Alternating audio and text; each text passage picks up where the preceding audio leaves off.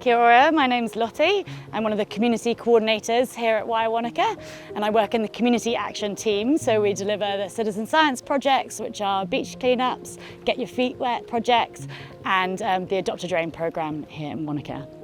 Wai is a community organisation that works across the catchment, accelerating local action for future generations. We aspire to see the lakes and rivers healthy again so that the people can thrive within the ecosystem.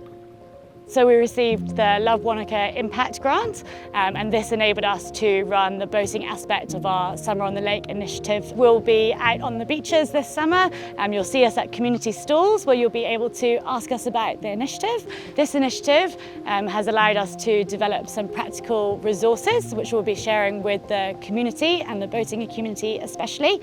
So both visitors and locals can use these practical tips when they're out on the lake this summer. And they can do this to reduce their environmental impact and keep enjoying our lake for generations to come. Wai's aspirations are for the lakes and rivers to be restored to health, so that when the ecosystems, people and water are healthy, we can thrive together. When the lakes and rivers are healthy, so are we.